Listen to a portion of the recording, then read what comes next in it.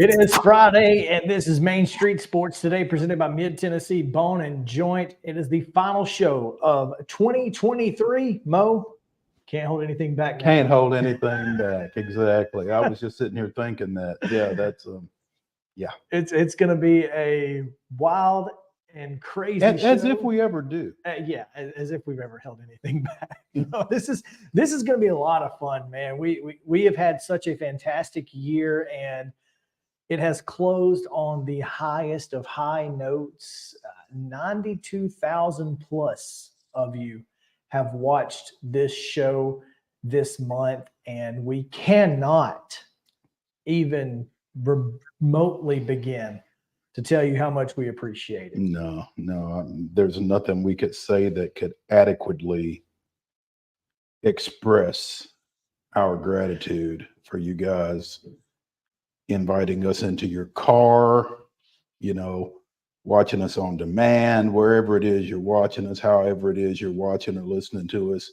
We appreciate it, and hope that in 24 we continue to give you reason to do so. Absolutely. It's going to be a lot of fun today as we finish out 2023 really strong. We've got Christopher Gabriel, who's going to join us in just a few moments. We'll talk about the Citrus Bowl and Iowa, Tennessee, Nico Iamaleava, and all of the things that go along with that, as well as Scott Ramsey, scheduled to join us in the second hour to talk about the Music City Bowl. He's a little busy. He's got things going on. And for him to even think he could take 10 or 15 minutes for us just, is humbling and exciting. Yeah. So looking forward to talking with him as Auburn and Maryland get set to take on one another in the Music City Bowl tomorrow. And they're doing something pretty neat that we'll talk more about with Scott. Ooh, all right. Looking forward to that. We'll also talk about college football playoffs. Well, we've got picks.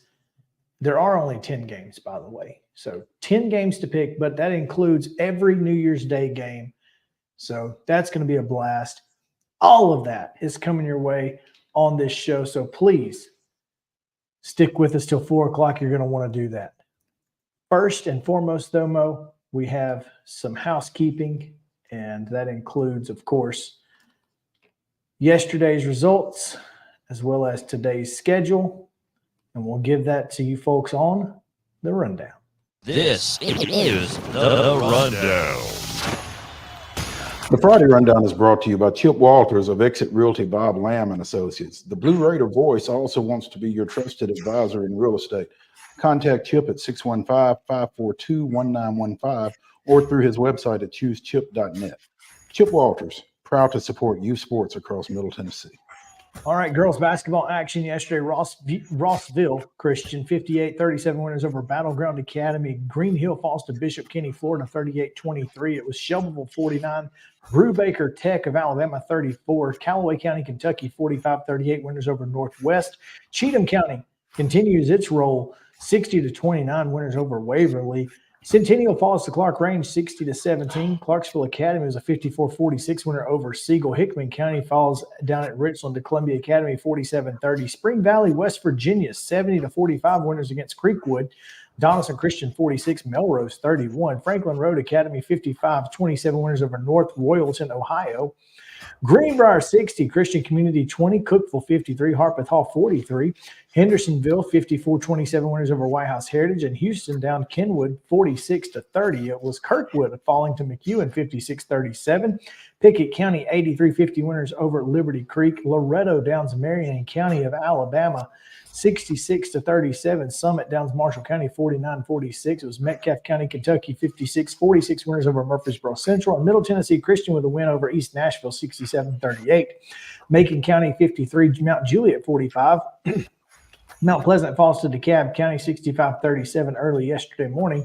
Page downs Hamilton Heights, 50-44. And Pearl Collin, 68. John Overton, 41. Also, Richland defeated Laverne 49-19. It was Riverdale with a 75-14 win over Montgomery Central. Brentwood defeated Sandrock of Alabama 60-57. Clements of Alabama defeated Santa Fe 58-31. It was Silverdale Academy 39. Valor Collegiate 11. Westmoreland with a 44-39 win over South Laurel of Kentucky. Spring Garden of Alabama 56. Nolansville of Tennessee 21. Lawrence County 57-39 over Starrs Mill of Georgia.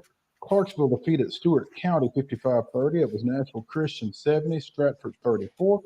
Summertown with a 56-31 win over Perry County. Oakland defeated Tees Valley of Ohio 37-21, and Huntland down Wilson Central 49-41. In boys basketball, Clarksville Northwest defeated Apollo of Owensboro, Kentucky 56-43. It was Archbishop McNicholas of Ohio. Say that 3 times fast. I barely said it once yesterday, so I don't want to try it again. Archbishop McNicholas. See? Of Ohio. Exactly. I told you. I didn't want to try it again. Yeah, 54. Lawrence County 46. Ross View with a 75-74 win over Bartlett. Bearden 55. Beach 42. Battleground Academy 76. Olentangy Liberty of Ohio 72. Man, these Ohio teams. Stop it. Blackman 46. Brentwood 40. Brentwood Academy 69. Central Catholic of Ohio 51. Briarcrest Christian 67, West Creek 38.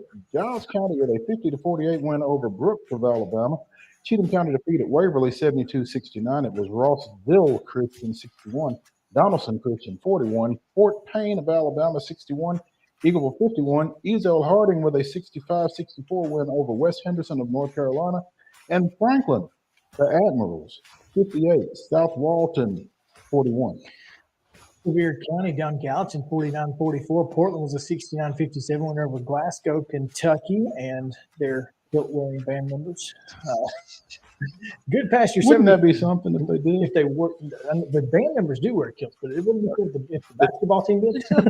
That would be hilarious.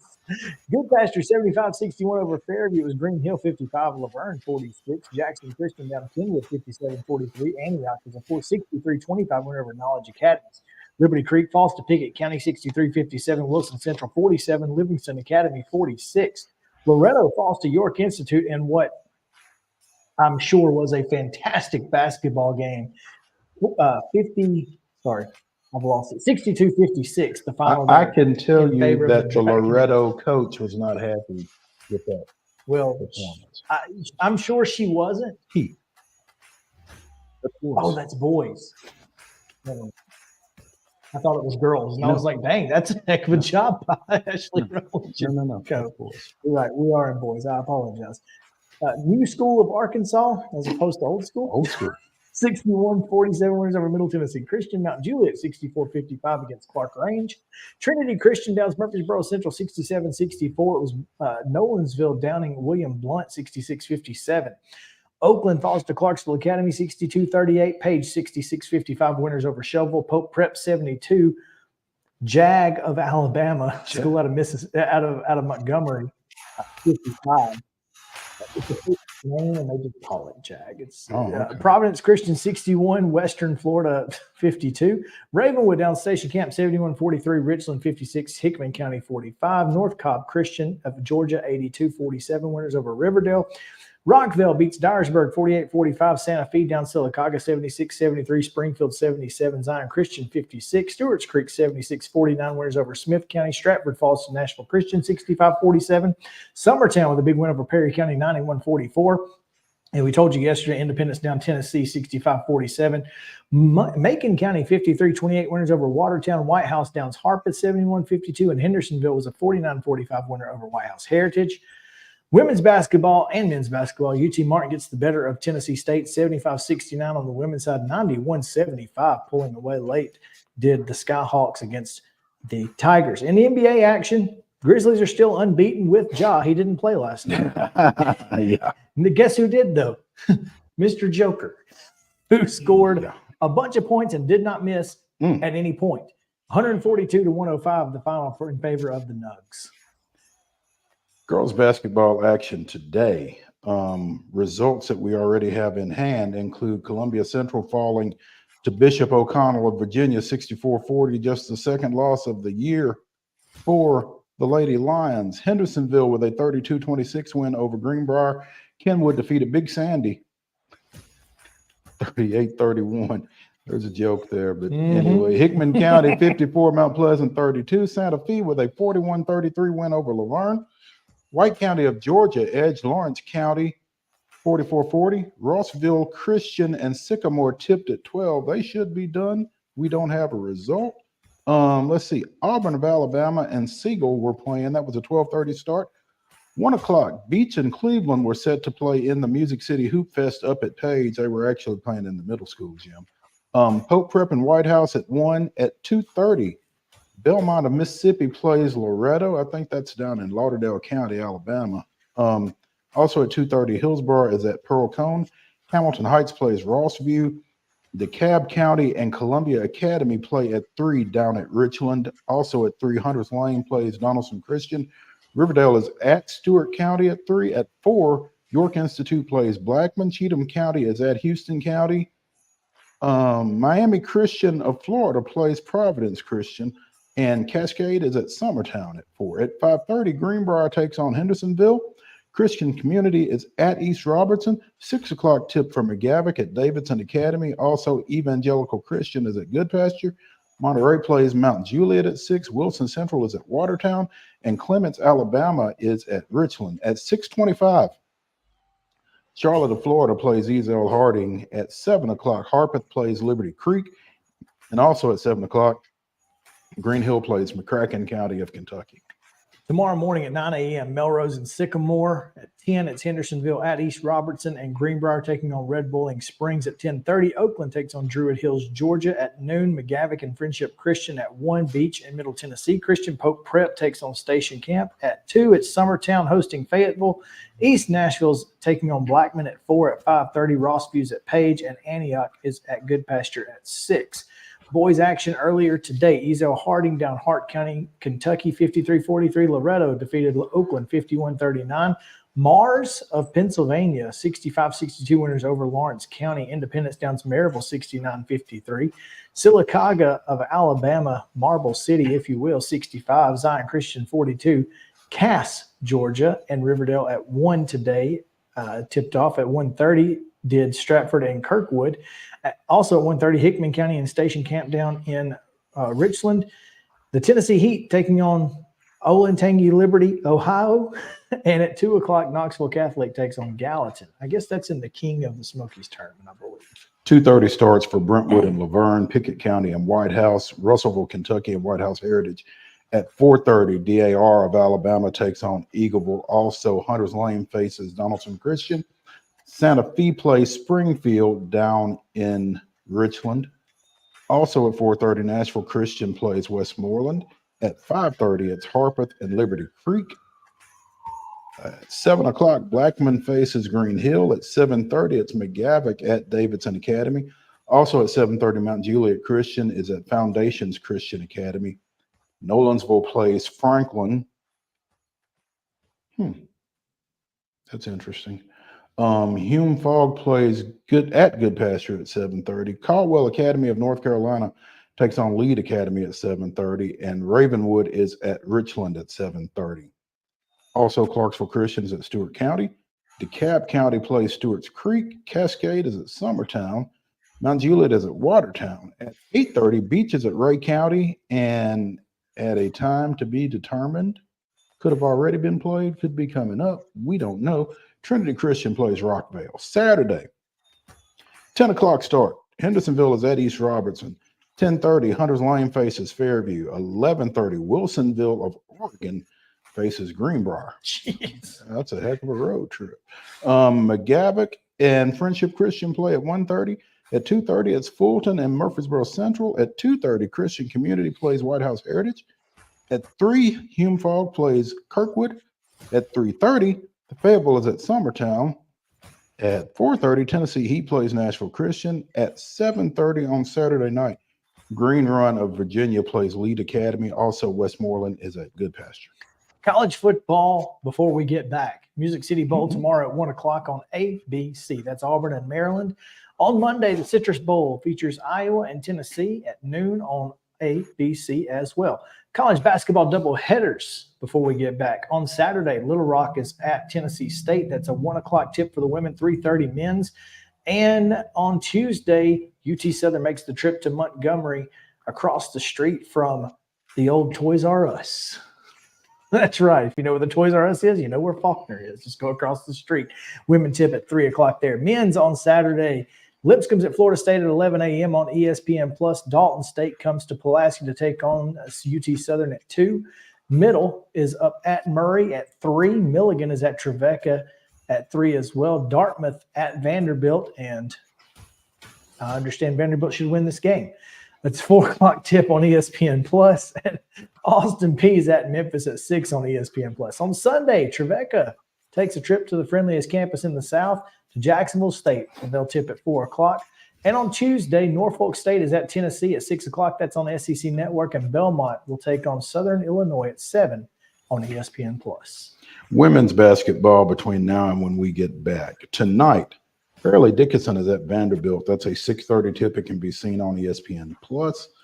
On Saturday at 2, Miami of Ohio is at Austin Peay, or at F&M Bank Arena. They're in Clarksville. Near the campus of Austin Peay. Yeah, it's in Clarksville.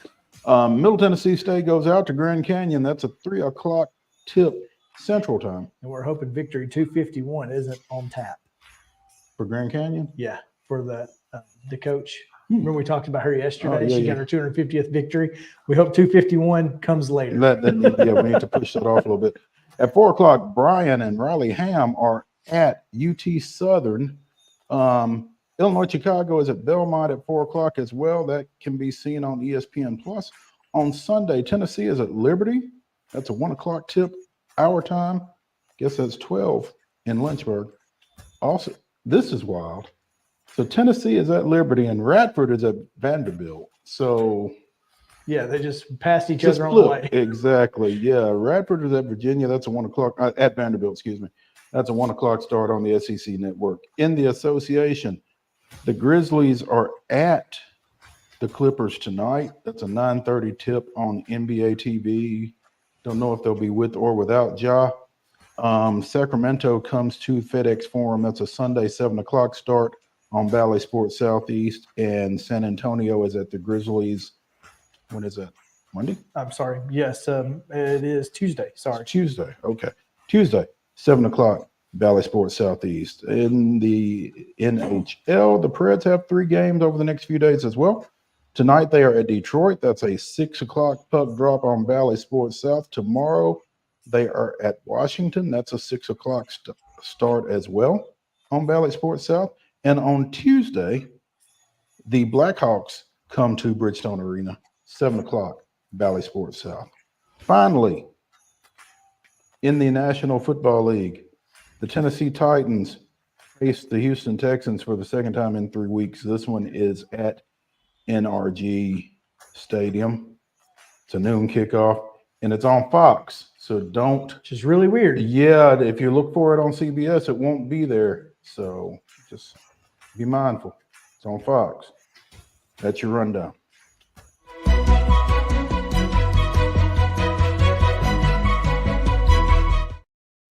These holiday tournaments make the rundowns tough because there's no double headers. So you got to do boys and girls Separately. and it's rough. Oh, man. Top stories brought to you by Piggly Wiggly, Neely's Mill Shopping Center in Columbia. Make sure to go get your fresh hand-cut meats. They've got, obviously, daily lunch specials and much, much more. Everything you need for your holiday party, they've got you covered at Neely's Mill Shopping Center's Piggly Wiggly.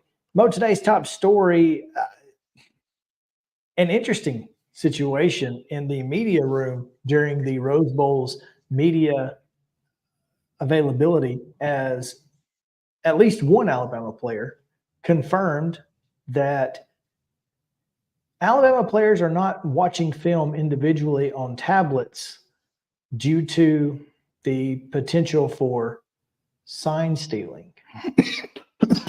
Excuse me. I'm sorry. Yeah. Interesting indeed. And I guess, what is it? An ounce of prevention is worth a pound of cure. I mean, if we don't know how they're getting stuff, but there's no need for us to make it any easier, kind of. Yeah. And you kind of, the way that this situation has kind of played out within the Rose Bowl, and within this college football season, at some point you knew that Michigan was no longer stealing signs the way that they stole them previously. But that doesn't mean. But what they found out during this is how other teams were getting Michigan signs via other cameras inside the stadium and readily available. And therefore, it has completely changed the way that teams are watching film and preparing. Alabama doing it in position groups. Meanwhile, J.J. McCarthy says Michigan hasn't watched film on tablets since November. So I really think that this is a unique situation, and more than likely will end up, if this bowl season goes well with those teams who do, in fact, choose to use in-helmet communication, that's going to accelerate this process. It's going to change the way people go about things long term. I mean, it is already, obviously, and it's going to continue to have a ripple effect, I would think, just on teams' preparation, on teams, what's the word, how they try to secure things and try to be more secure with how they go about their business. So I'm really curious how quickly this is going to affect things. Obviously, we know at some point college football is going to go to that. Have you seen the commercials for how players and coaches are communicating within deaf schools? no. So there's a new helmet that has this window eye patch where you can send the play in to the eye patch via a tablet, and they can see the play, call the play in the huddle, it goes away, and then you can see through the face mask. It's a really neat thing. I expect this is going to happen pretty soon, if not that to that degree. I think the biggest concern for me with that is it's going to be cost prohibitive for a number of folks, isn't it? At the FBS level, no. Because you only have two comms. Only one person can have the comms. So it's just one helmet. So I don't think that that's going to be a massive deal, at least at the FBS level. We're talking about, these teams aren't making the move to FBS to break even. Let's put it that way. So I don't think 2 or 3 helmets is going to make much of a difference. Yeah. So anyway, it's a unique thing that we've seen. Curious how it matters. If it matters in the Rose Bowl, we shall see. Michigan and Alabama, we'll talk more about it later in the show. But before we do that, we need to talk about the Citrus Bowl in Iowa, Tennessee. And we're going to do that on the other side of a break because Christopher Gabriel joins us. And it's always fun when CG has something to say. So stick around. We'll be right back after this.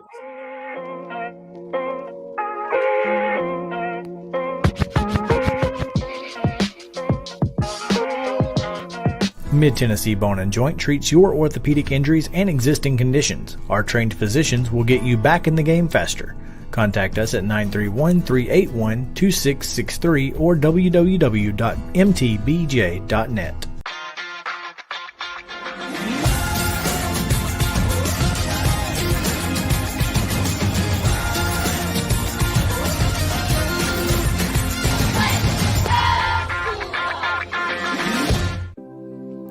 Custom Stone Handler supplies over 600 distributors and suppliers with quality stone products. Along with River Stone, we produce and distribute over 100 building, landscape, and other bulk products. Our goal is to provide quality products, service, and partnerships to ensure our customers' success. We firmly believe that the measure of any person or company is how they treat other people and customers. Give them a call at 931-490-4990 or visit CustomStonehandlers.com. A game without a crowd is just a scrimmage. A A performance without an audience is just a rehearsal. Without your presence, high school sports and the performing arts aren't possible.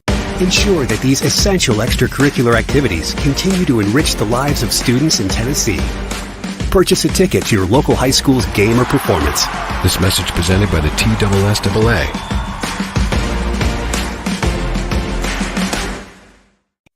With Lee Company technology, the best handymen are hands-off. Lee Company techs have been using visual findings and other smart technology tools for years to add transparency and virtually take customers along. You see what we see, whether we're in a crawl space or on a roof.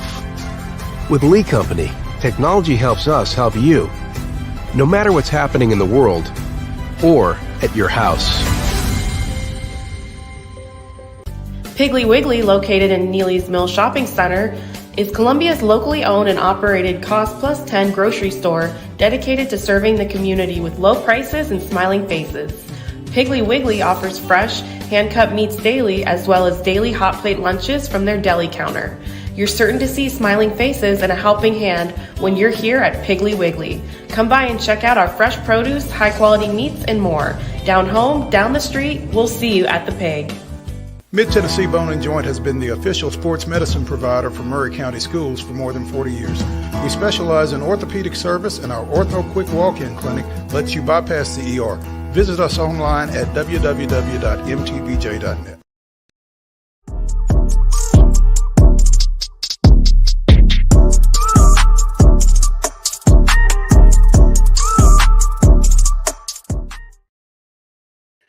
You know, I do like that promo. It's a great promo. It's a little early. It is. But Later I on do this like that promo. We will be picking games later, but we're not right now. Yeah, looking forward to it. It's going to be a lot of fun as we pick the remaining 10 bowl games that we know the participants. Yes, so there will be more, but these are the only 10 we know who are going to be playing. So that's who we're picking, and that will happen at around 3:30. So make sure to stick around for that. Right now, remember that promo in an hour. And one of those games that we will be picking is the Citrus Bowl. And we're going to talk a little bit more in depth and length about it with Christopher Gabriel, who joins us now from the sunny West Coast. Clearly sunny. Yeah. I bet it's warm too, isn't it? Well, first of all, gentlemen, belated Merry Christmas, Happy New Year to you. It's warm is relative, right? I mean, it's 60, 61 degrees here. You got That's people. warm.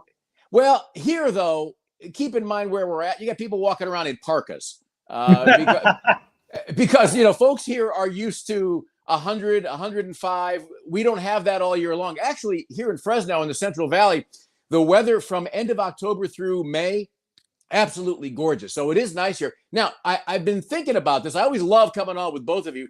So I thought we would have a little show and tell before we got started today. All right. So I've got my mascot, I'm ready. By the way, pro tip, fellas, the extra toasty, it's the way to go. Don't go with the extra toasty is the way to go. Now, for notes, I've got my orange pen. A lot of folks say, when you go on with Mo and Chris, are you impartial? I said, of course I am. I'm absolutely impartial when I go on the program. I just happen to have the Tennessee banner lying around. And then finally, I thought I could start with this. I don't know if you saw this. Rob Howe has been writing for Hawkeye Nation for 12 years. This is his very brief assessment of what we're about to see this weekend. He said, Iowa knows who it is and how it can win games. It's good at it. I can't imagine the new quarterback. Nico is the new quarterback. Like they found him somewhere in Boca Raton. I can't imagine the new quarterback having much success against this Hawkeye defense. The Hawkeyes will be the more prepared and motivated squad. Iowa 13, Tennessee 9. All I can say about that. First of all, if it's a 13-9 game, I'm going to go play Frisbee tag on the interstate here because I don't know that I can watch that for 3.5 hours. He's a good writer. He's been there for a long time. I don't know that he knows enough about Tennessee beyond who has opted out and who's actually playing because there's not a lot of depth in what he had to say there. Well, I will tell you that if Iowa only scores 13 points, they're not going to win this ball game. No, you're Absolutely. right. No, yeah, and you went exactly where I was going with that, fellas. Their offense is ranked 127th in the nation, and it's going to be interesting. You get Nico in, you get a freshman quarterback who's a very special freshman quarterback, and he's going to make some mistakes. There's no doubt about that. But the fact that he's got Cooper Mays and this offensive line with him, the fact that he's got Squirrel White, Ramel Keaton, Cam Seldon, Dylan Sampson, he's got some toys to play with out there.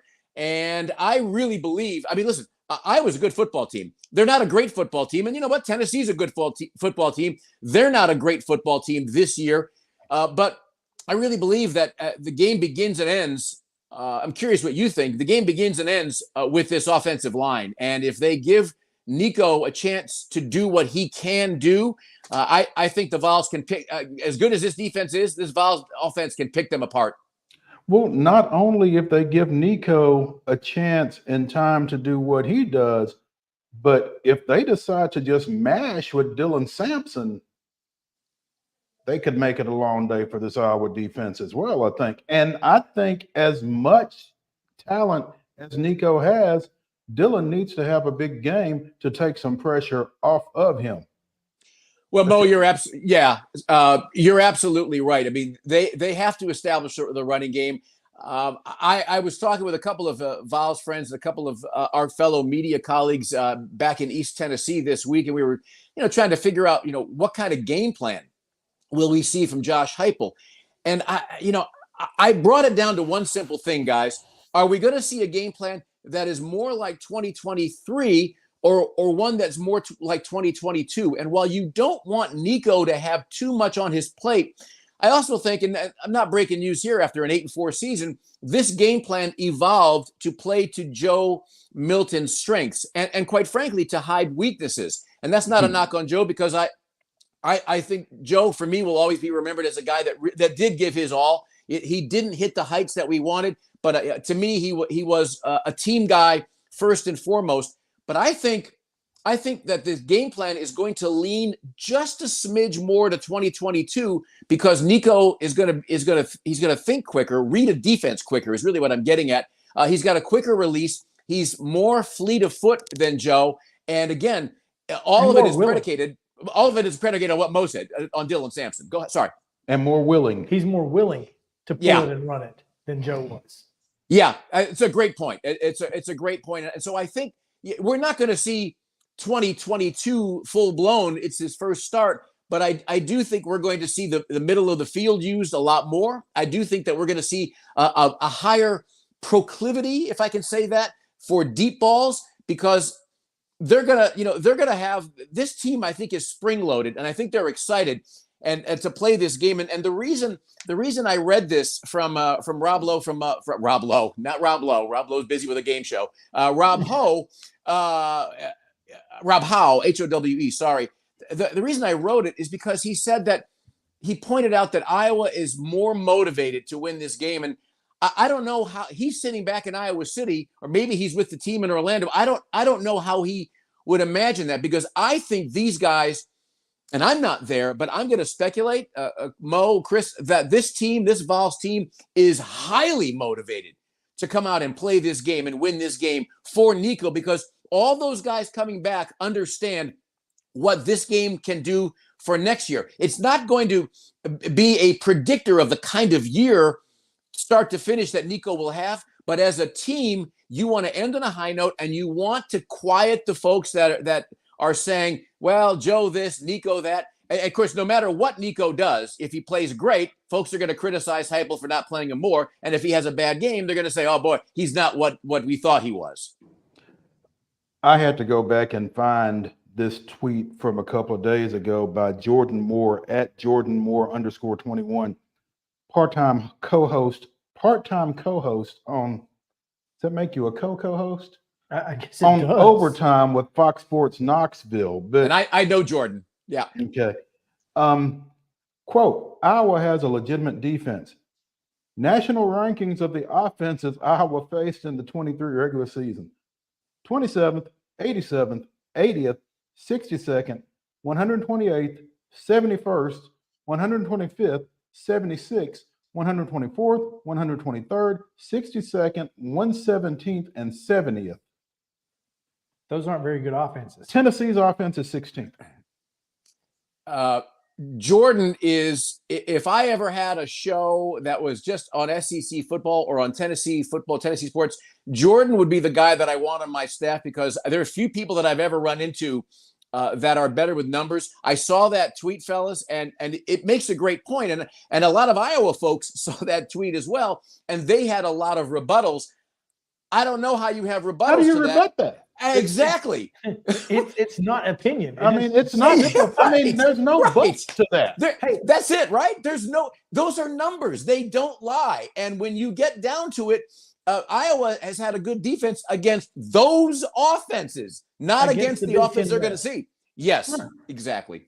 Well, and for the record, also against Michigan, but I have a theory on that. And if you snap the Michigan season in half, there's a pretty significant disparity on that second part. There's a line of delineation. There really is. Yeah, okay. I mean, J.J. McCarthy's thrown one touchdown pass in 5 games. One.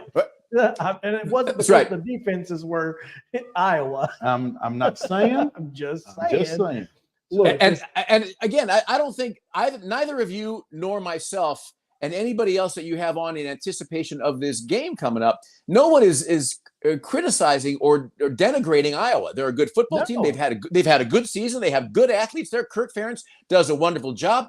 I've spent time in Iowa City over the years. Those are good folks. Those are good. Caitlin Clark is a great representation of what Iowans and what that athletic department is all about. Class operation. But when you get down to the game itself, you have to ask yourself, is Iowa legitimately, in terms of this top 5 defense, is it legitimately what they are making it out to be? Because this writer, who I read to you, and others are acting like this is the Steel Curtain from the 1970s. They're not that. They'll give Nico some problems, but I think that the Vols have more than enough to match what they're going to see defensively if that offensive line and if Dylan Sampson, if they come together and give him the time needed to operate. And again, I mean, I have no reason to doubt these numbers that Jordan Moore has come up with. Iowa has not faced a top 25 offense.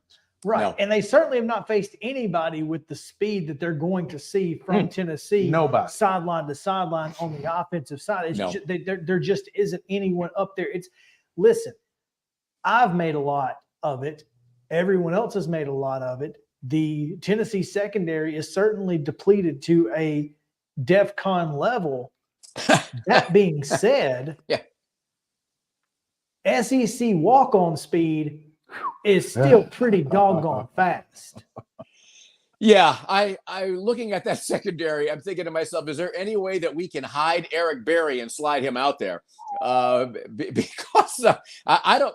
You kind of wonder who's it going to be out there. But you make a great point that these are still SEC athletes. It's still SEC speed, and I feel like there has been a lean, and I'm good with this, guys. There's been a lean towards, well, I don't know how Tennessee is going to fill in the blank on offense. I don't know defensively how, and just throw that out. I think there's a lot of questions that need to begin with. How is Iowa going to? How is Iowa? How are they going to try to stop X, Y, and Z of the Tennessee Volunteers? That's how I see it. The 2 best teams Iowa played are Penn State and Michigan. And what were those scores, Mo? What were those scores? Glad you asked. 31-0 Penn State, 26-0 Michigan. That, by my ears, that tells me that Iowa did not score a point in those 2 games against those 2 very good football teams. Yes, that's correct. Again, make of that what you will. And again, yeah, right. Men lie, women lie, numbers don't lie. No, numbers do, right. Now, I'll also add to that, Mo and Chris don't lie. Mo and Chris do not lie. We don't lie. I'm just saying that. Something like that. Do not. Yeah. By the way, before we go too far down the road, I wanted to show you. I brought this with me too. The reason I brought this, not to get off track, but I know that Jerry Reinsdorf. I paused just to collect myself. Jerry Reinsdorf met with the fine mayor of Nashville, and if he moves that team to Nashville, this is coming to you guys. It's coming. I saw that, and I had to make sure who it was because I was afraid that it might be Frank Thomas. I didn't realize it was Ozzy immediately. And there's, Frank Thomas is in the news these days, the very much alive Frank Thomas. But yeah, Jerry Reinsdorf did have that. There we go. Jerry Reinsdorf did have that conversation with Freddie McConnell, and Freddie McConnell said that if you come, we will not build it. So yeah. You're So I don't. happy to come if you can find the land and build a stadium. Yeah, and the money. Yeah. So we'll see how that goes. All right. Yeah. Well, if he comes, enjoy Jerry. Enjoy him. Hey! I got my fill of Jerry and the White Sox organization when I covered the Sounds as their AAA affiliate back in the mid-90s. So I bet you did. I've had my fill of him. I've had my fill of him forever. So sorry, I didn't mean to get off track there. No, you're okay. Mo's still mad because they didn't send Jordan to AAA, and so he had he got a full season of AAA baseball and didn't even get without Jordan. Yeah. We could do an entire show, and I know that your listeners and viewers would love this, on my grievances with the Chicago White Sox organization. Air them all. Festivus, huh? Yes. It's the last show of the year, Brent. Can't hold anything back. That's it. Oh man, look, this is a God's honest truth. Here's another number for you: 1601. That is the total number of passing yards for Iowa this season. Their number one receiver is Eric All, the tight end, with 299 yards. 1601 is the total number of passing yards. And we're sitting here concerned about the secondary. Yeah, I'm no longer concerned about the secondary, Mo. Yeah, I think Hendon Hooker threw that against LSU last year. That was a game. It's a good point again, though, and. If we allowed BVS, if we allowed battered Vowel syndrome to come into play here, what I would say is, well, of course, Iowa is going to show up on Monday and suddenly they're going to have 700 yards of offense. Their quarterback, Deacon Hill, is going to throw for 6 touchdown passes. Pardon my English, that ain't happening. That is not going to happen. No, it's not. I mean, I just don't think that they're capable of that. And for all of the talk about Iowa's defense, Iowa's offense has got to make something happen.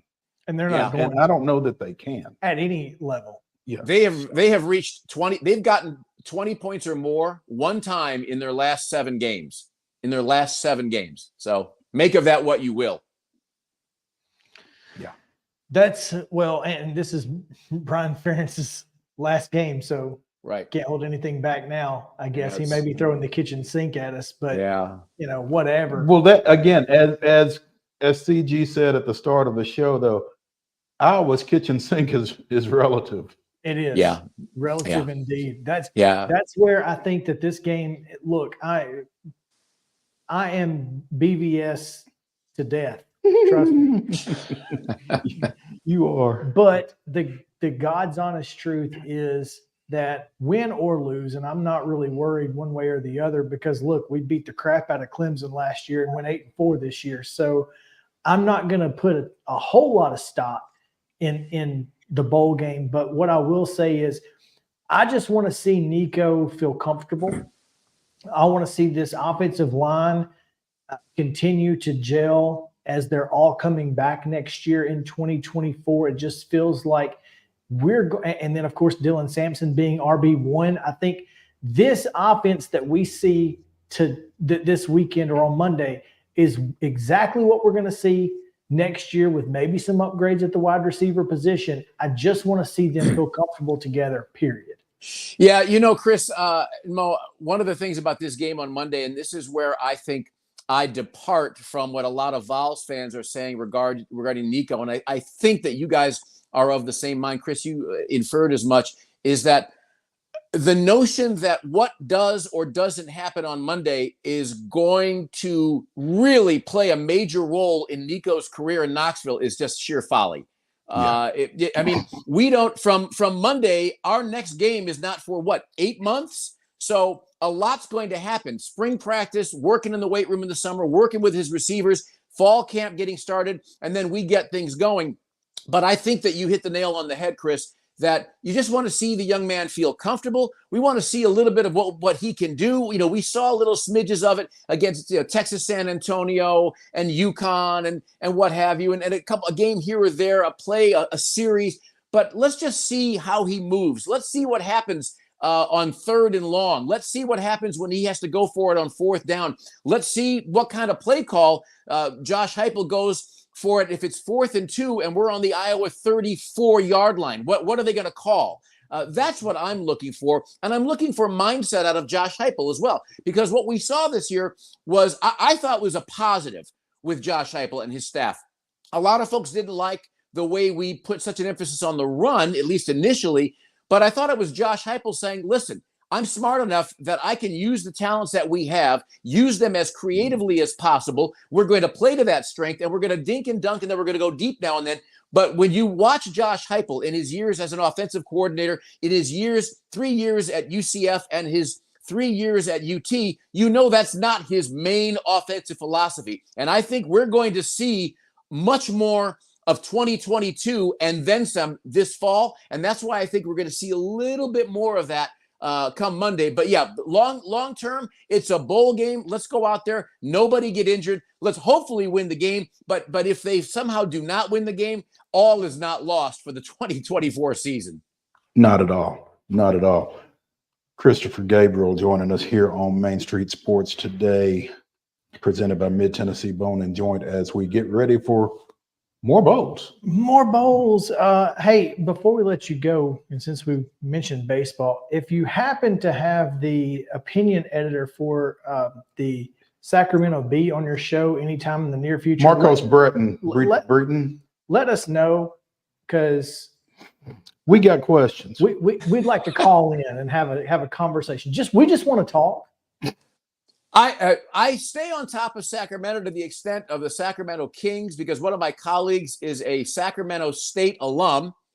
He talks about Sacramento State football as though any of us care. And we love him, but we don't care about the Hornets. It's green and gold, the Hornets. What did this gentleman is it Braves or Dodgers related? I'm just throwing it out. It is Hall of Fame ballot related. Oh, okay. Also Braves related, because he voted for Andrew Jones the last 2 years, did not vote for him this year. In fact, took 5 players off of his ballot. And we don't know what they did. And we don't know what they did over the last 365 days to lose his vote. So we just want to talk.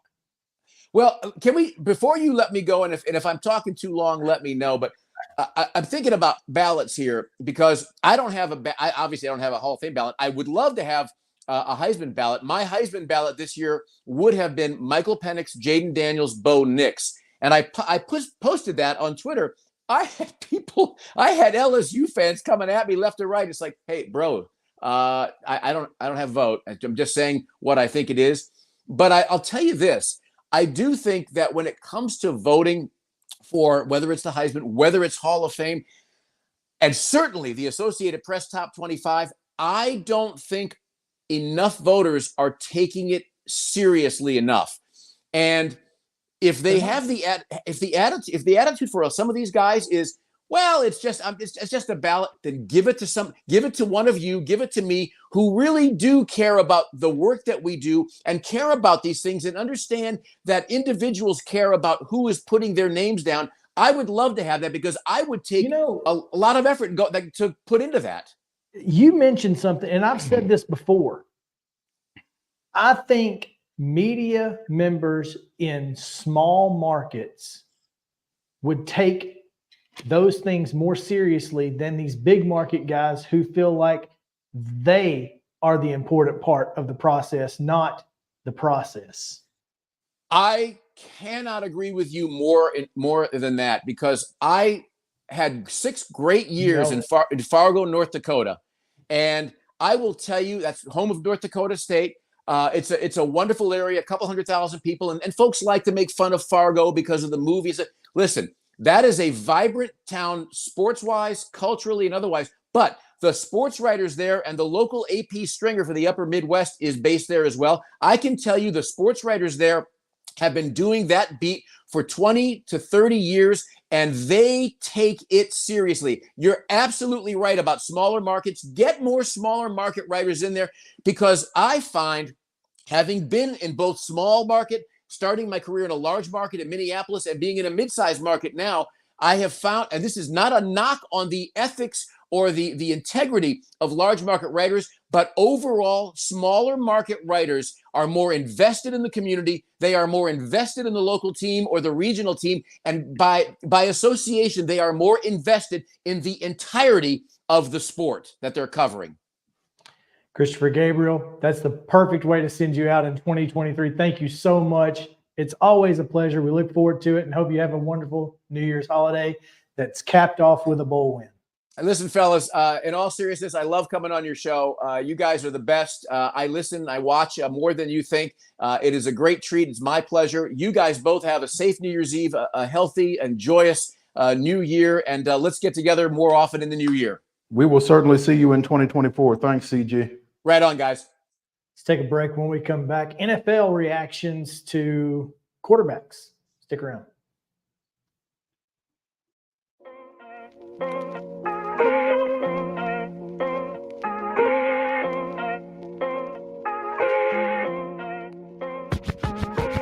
Mid-Tennessee Bone and Joint treats your orthopedic injuries and existing conditions. Our trained physicians will get you back in the game faster.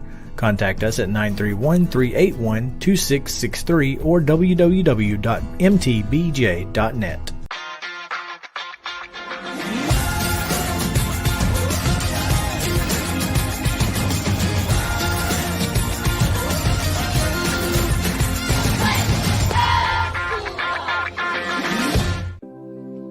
Custom Stone Handlers supplies over 600 distributors and suppliers with quality stone products.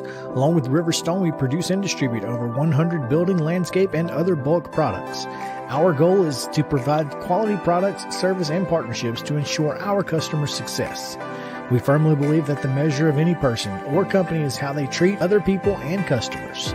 Give them a call at 931-490-4990 or visit CustomStonehandlers.com. A game without a crowd is just a scrimmage. A performance without an audience is just a rehearsal. Without your presence, high school sports and the performing arts aren't possible. Ensure that these essential extracurricular activities continue to enrich the lives of students in Tennessee. Purchase a ticket to your local high school's game or performance. This message presented by the TSSAA.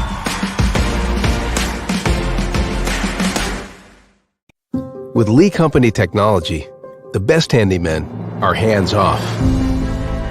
Lee Company techs have been using visual findings and other smart technology tools for years to add transparency and virtually take customers along. You see what we see, whether we're in a crawl space or on a roof. With Lee Company, technology helps us help you, no matter what's happening in the world or at your house. Piggly Wiggly, located in Neely's Mill Shopping Center, is Columbia's locally owned and operated Cost Plus 10 grocery store dedicated to serving the community with low prices and smiling faces. Piggly Wiggly offers fresh, hand-cut meats daily as well as daily hot plate lunches from their deli counter. You're certain to see smiling faces and a helping hand when you're here at Piggly Wiggly. Come by and check out our fresh produce, high-quality meats, and more. Down home, down the street, we'll see you at the Pig. Mid-Tennessee Bone and Joint has been the official sports medicine provider for Maury County Schools for more than 40 years. We specialize in orthopedic service, and our Ortho Quick Walk-In Clinic lets you bypass the ER. Visit us online at www.mtbj.net.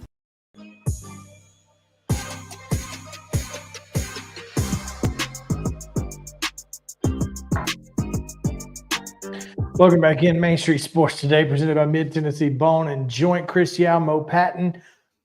Close to the top of the hour, but the Browns are playoff bound after Joe Flacco has led the Browns to the playoffs. Joe Flacco. Just Who like a we month all ago predicted. was, just like everybody thought back in August and September, right?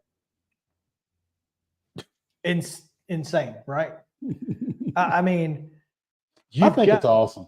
Listen, I think it's hilarious, but particularly that it's the Browns. Mm-hmm. If it were any other team, because obviously Baltimore and Cleveland and their history. Mm-hmm. Like, come on, man, this is poetic. Right. So well done, Joe. Great job. Congrats. Yeah. Now that we got that out the way, Mm-hmm. Russell Wilson. We talked a little bit about it yesterday. More details coming out, And I think this is going to. dynamic. I think this is going to continue to be a topic across the NFL until the end of the season. Sure, the dynamic between Sean Payton and Russell Wilson hasn't been good all season. It's certainly gotten worse as the season goes on.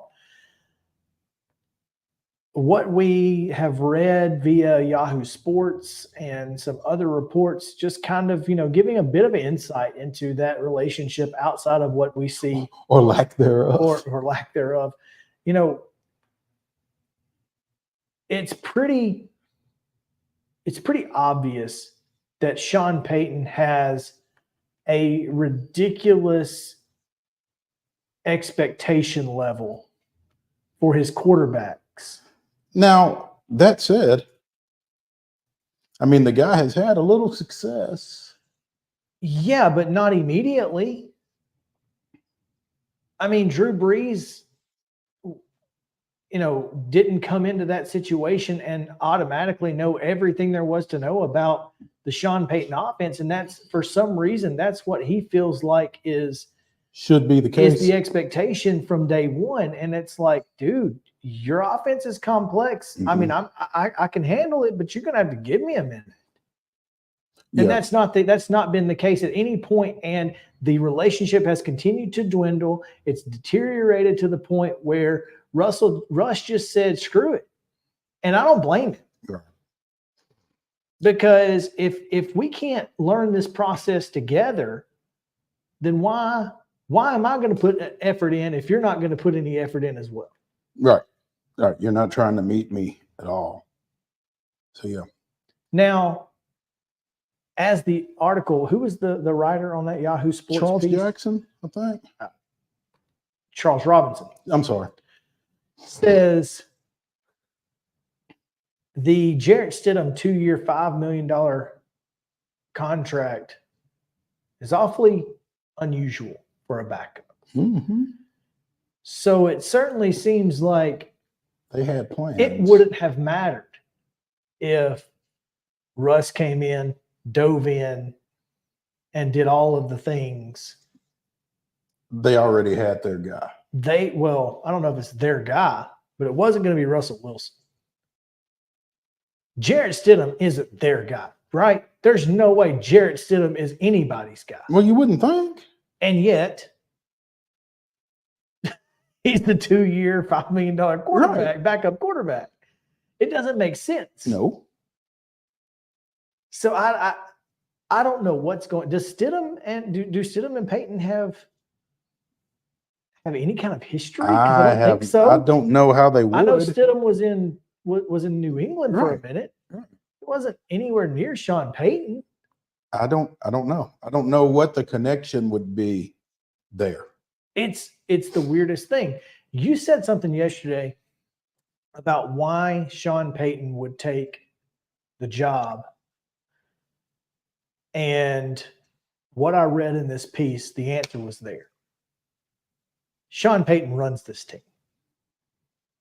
Well, which if you are George, is it Patton, 1T? Mm-hmm.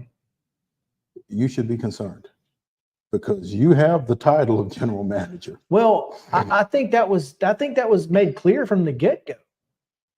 Sean Payton doesn't take this job, yet they don't get in a room and say, I'm not coming here unless I run this team the way that I see fit, and you're along for the ride. To take the heat when it goes bad. I don't know. But that's the answer to the question. That's why he took it. Yeah. Because it was the one place that said, we'll give you control. You are cooking the meal so you can shop for the groceries. Well, and as Bill Parcells would say. And there are very few coaches available who have won Super Bowls. It's not a lot. I mean, and he's certainly not Josh McDaniels. He won 7 games with this Denver team that was putrid last year. They're on the heels of the playoffs, even though they've decided to bench their quarterback.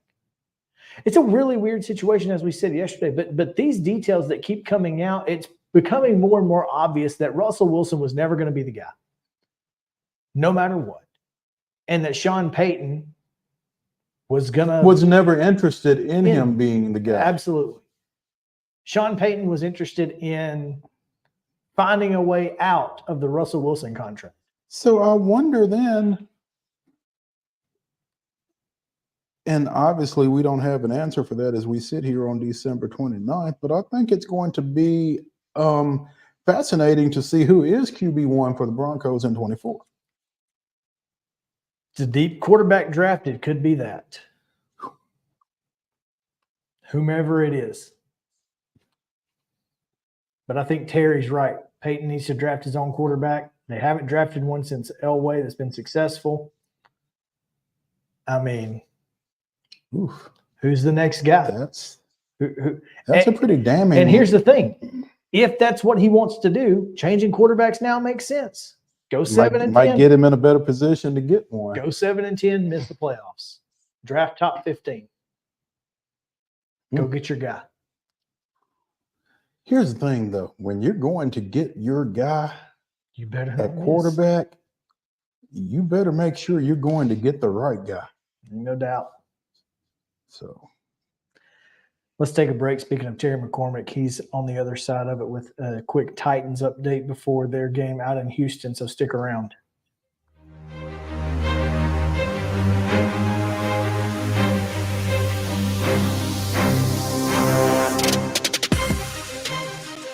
Mid-Tennessee Bone and Joint treats your orthopedic injuries and existing conditions. Our trained physicians will get you back in the game faster. Contact us at 931-381-2663 or www.mtbj.net. With Lee Company technology, the best handymen are hands-off. Lee Company techs have been using visual findings and other smart technology tools for years to add transparency and virtually take customers along. You see what we see, whether we're in a crawl space or on a roof. With Lee Company, technology helps us help you, no matter what's happening in the world or at your house. Jones & Lang Sporting Goods here in Columbia has been outfitting teams, officials, and anybody else from T-ball to college for 50 plus years. Be sure and check them out at 931-388-8060 or online at jonesandlang.com. Jones & Lang Sporting Goods, the look of a winner. Zion Christian Academy, zioneagles.org or 931-388-5731. You can schedule your appointment. Go tour their campus. It is beautiful over there, and you're definitely going to want to see it. Again, it's zioneagles.org. Give them a call, 931-388-5731, and schedule your tour today. Custom Stone Handlers supplies over 600 distributors and suppliers with quality stone products. Along with River Stone, we produce and distribute over 100 building, landscape, and other bulk products. Our goal is to provide quality products, service, and partnerships to ensure our customers' success. We firmly believe that the measure of any person or company is how they treat other people and customers. Give them a call at 931-490-4990 or visit CustomStonehandlers.com. A game without a crowd is just a scrimmage. A performance without an audience is just a rehearsal. Without your presence, high school sports and the performing arts aren't possible. Ensure that these essential extracurricular activities continue to enrich the lives of students in Tennessee. Purchase a ticket to your local high school's game or performance. This message presented by the TSSAA. Mid-Tennessee Bone and Joint has been the official sports medicine provider for Maury County Schools for more than 40 years. We specialize in orthopedic service, and our Ortho Quick Walk-In Clinic lets you bypass the ER. Visit us online at www.mtbj.net.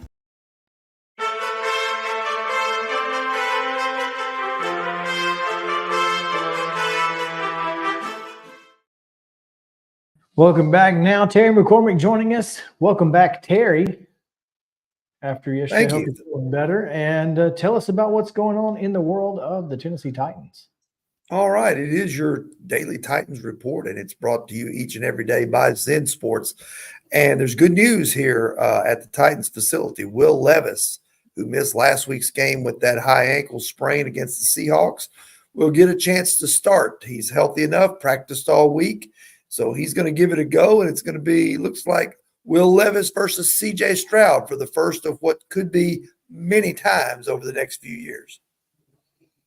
Interesting. I guess you hope, if you're a Titans fan, that it is the first of many times. I mean, or that it's Stroud who's missing anyway. So yeah, this is interesting because you say high ankle sprain. Mhm. I don't know how many people come back from high ankle sprains this in a quickly. week, yeah. So I'll be curious to see if how that plays out.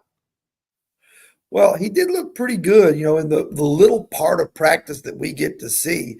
He looked pretty good warming up and doing the things, moving around in those drills that simulate the, moving up and back in the pocket and things like that. He's looked pretty good doing that this week. So I would think that, obviously Mike Vrabel's a stickler for health and guys being able to protect themselves and be able to do their job while they're on the field and not let injury get in the way of that. So I would think that if there was any shred of doubt that Levis couldn't handle this, that they wouldn't play him on Sunday. So he must be good to go.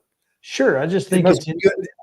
it's a good thing sometimes to be 24 years old and young and healthy. That's what I was going to say. It's just intriguing because I think that his youth and his body make a difference. So it's really interesting how well he's recovered and how quickly he's recovered. So anything else we need to know about what's going on in Titanland? Got a couple of little milestones. Obviously, when you're playing out the string and there's no hope for the playoffs, but both of those could be realized Sunday. Derrick Henry needs 28 yards to get to 1,000 for the 5th time, and behind this offensive line, that would be a monumental accomplishment. And DeAndre Hopkins needs 61 yards to get to 1,000 receiving for the first time for him since 2020. So a couple of milestones to be on the lookout for on Sunday. Milestone Sunday. There we go. That would be exciting. It's always nice when you got something to play for. And sometimes you just have to find it. Yeah, sometimes you got to find it. So this will be great. Good for those guys. Love that for both of them. I think DeAndre Hopkins should be very proud of the effort he's put forth for these Titans this year, and I hope that he understands that as fans we certainly appreciate what he's done despite the lack of success this team has had. So Terry, tell us about Zen Sports. The new sports betting app exclusively in Tennessee the last few months, and I'm excited to share with you some big news. Now, when you sign up for a Zen Sports account, you will receive up to a $1,000 no-danger first wager. That's right. When you place your first bet in Zen Sports with up to plus 500 odds, you can be reimbursed for the amount of your bet up to a $1,000 maximum within 24 hours if the bet loses. And there's more good news. Zen Sports is rolling out its brand new VIP rewards program. This new VIP rewards program will allow top-tier customers to earn more bonuses, comps, and perks. The VIP program is by invite only, so if you feel your Zen Sports play qualifies for VIP consideration, please check out the program details and apply at zensports.com/VIP. No other sportsbook will offer you a premier sports betting experience with 24/7 top-tier customer support and faster withdrawals than Zen Sports. So what are you waiting for? Get going and download their app at zensports.com today. Zen Sports, betting just got better. Gambling problem? Call 1-800-889-9789. Terms and conditions apply. Must be 21 and older and in Tennessee to bet.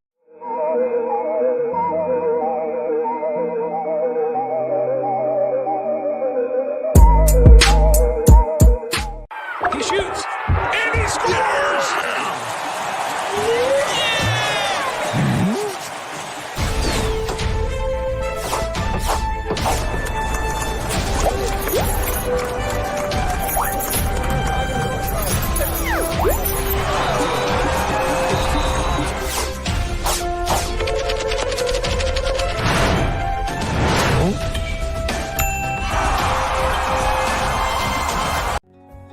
Since 1975, Mid-Tennessee Bone and Joint Clinic has treated the orthopedic needs of Middle Tennessee residents.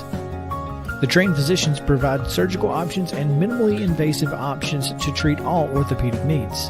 The walk-in clinic, OrthoQuick, helps you bypass the ER while treating sports injuries and acute needs Monday through Saturday. Visit MTBJ online at mtbj.net or on social media at Mid-Tennessee Bone Joint Clinic. This holiday season, the largest lantern festival in the country returns to Nashville Zoo. Witness more than 1,000 handcrafted Chinese lanterns featuring brand new designs, including towering mythical beasts, a life-sized Santa's workshop, and a 100-foot-long dragon. Welcome back to Zoolumination at Nashville Zoo. Bigger, brighter, and better than ever.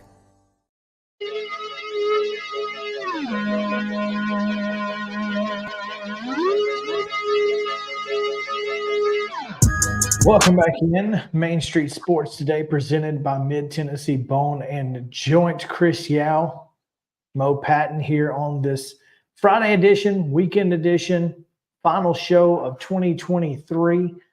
Very much looking forward to 2024, but also looking forward to this weekend, which the New Year traditions in Nashville have been starting with the Music City Bowl for a while now. And there are few better ways, Mo, to start a New Year's holiday than with a bowl game that features the SEC and the Big Ten. Especially in this town. Absolutely. So and we are really excited to have with us, joining us on the phone now, Scott Ramsey of the Nashville Sports Council, who has been really busy this afternoon. So, Scott, we really appreciate you taking some time with us to talk a little bit about tomorrow's game.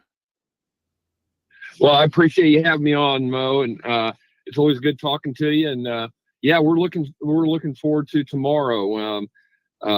It's college football and postseason has changed a lot, but I think you guys summed it up well. That 26 years now, and since we built Nissan Stadium, I think it's really changed our city's energy, activity, tourism, media promotion for the better over between Christmas and New Year's, when back when we started, this was really a really slow time for the city. So I think the Bowl's been a huge part of that, and looking forward to tomorrow's game between Auburn and Maryland. There is no such thing as a slow time for this city anymore, is there? No, there's really not. I sometimes, we all live here, sometimes think, man, I think back to when I could get here from there in 10 minutes, and now it's 20. But, it's also exciting. Especially this year, for example, Maryland's the first time we've ever hosted Maryland, and their leadership, their staff of their university, the players, the coaches, the fans that I've talked to, their media that covers them, are just jacked up about coming to Nashville. And that makes you feel really good about our town, our city, and people are so excited about coming, and the reputation of the experience they have here is so positive. It's always good, I would imagine, when you can get a first-time team coming in here, even though it's not necessarily a team that your local folks are familiar with, but you've got first-time travelers with that team coming in, I would guess. Yeah, I think there's always two sides to it. I think when you get a team that's at least from a region standpoint, not as prominent of a brand like Maryland, you're going to be down a little bit attendance wise, because it's not possible for them to bring as many people as somebody like Auburn or Kentucky or Tennessee or Ole Miss that can just hop in their car and drive and got a big alumni base here in town and the whole thing. On the flip side, it gives us a chance, like I said, to expose our city to a new fan base, a new university, a new set of decision makers within college sports that we haven't had a chance to host over 4 or 5 days and really build a relationship with. And Mo, I know you and I have talked about this over the years. There's a lot of things that technology have changed, but college athletics is still a people business. And I think the relationships that we're able now to forge with the University of Maryland are going to be a big proponent of Nashville now within the Big Ten, conference discussions is always a positive. Yeah, anytime you can leave, you can send somebody away, extolling your virtues, that's a great thing. And as you mentioned, Maryland isn't a fan base that's necessarily represented in this area, but Auburn certainly is. I mean, you kind of hit a home run, I would imagine, in terms of getting them here. I agree. They've really responded well to every time we've had them in the game. Now we've only had them 3 times, 26 years. But the basketball tournament we've seen, and just in general, you sense their presence with their alumni, and certainly in other activities, whether it's Vanderbilt games or whatever that they show up to. So they've really responded well. I really expect a very heavy Auburn crowd tomorrow. Pretty easy to say, but it's going to play out that way as well. And it's a nice balance of a university that has a big local presence with a university that is first time here and somewhat new to our market. Scott Ramsey, President and CEO of the TransPerfect Music City Bowl, joining us here on Main Street Sports Today, presented by Mid-Tennessee Bone and Joint. And Scott, you guys have the opportunity to do something that I think is pretty neat, following the recent loss of former Tennessee Titans tight end Frank Wycheck, who also played for Maryland from 90 to 92. Opportunity to recognize and honor him during the course of this ball game has got to be something that's pretty special for y'all. It's special and it's personal. I got to know Frank. He loved to play golf. We played golf some together. But as you know, Mo, he worked in the media for quite a while. And after his playing and was just one of those guys that really represented Nashville, the Tennessee Titans, and ironically, we catch University of Maryland for the first time ever, only a couple of weeks after his passing, and obviously he's all-time catch leader for tight ends at Maryland. So, it was an opportunity for us. I know Coach Loxley at the press conference today, mentioned how important he was and how involved he remained with Maryland. They're going to wear a helmet sticker in memory of him. We've kind of compiled a Maryland and Tennessee Titans video. We're going to play on the Jumbotron tomorrow. It's going to be a nice remembrance, but also a very, very, very sad time. And to lose Frank at such an early age and somebody who meant so much to our city from a sports standpoint is going to be somewhat bittersweet there. Scott, the Music City Bowl is obviously it's about the football game, but you guys do so much to increase the fan activity around the stadium before the game. Obviously, it was pretty early last year. It was 11 a.m. kick, I think, last year. Got a little bit later. Still got on ABC, which is always good, network television. But that gives you guys a little more time to, bring out the excitement and the fans. What is planned around Nissan Stadium tomorrow?